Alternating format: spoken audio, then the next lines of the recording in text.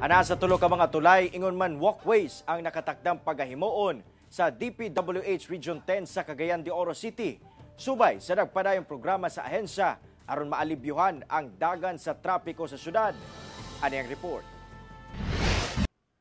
Gibutyag sa Department of Public Works and Highways Region 10 ang mga sumusunod nilang proyekto sa sentrong bahin sa Cagayan de Oro City. Usa sa mga nag-unang proyekto ang pagatukurong walkway sa downtown area sa syudad.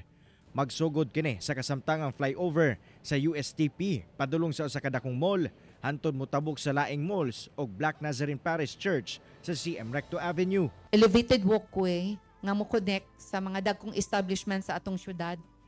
Kaya busy naman ang sa ubos sa atong dalan, diri nato pag-iyon ng mga tao sa taas. Gawas sa walkways, sugdan sab sa ahensya ang pagtukod sa tulo ka mga iconic bridges sa syudad. Usa sa mga tukurong tulay ang makasandig Makanhan Manresa Bridge and Access Road. Ang maong tulay, access alang sa mga muadto sa uptown area sa Dakbayan. Ikaduhang tulay, ang Kalambaguhan Vamenta Bridge and Access Road.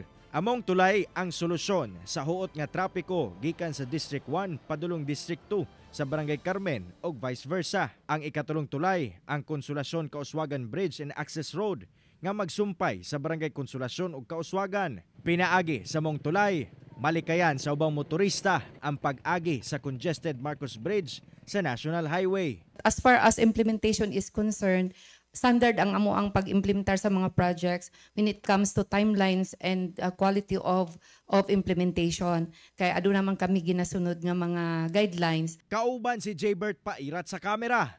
Ako, si Cyril Chavez para sa One Mindanao.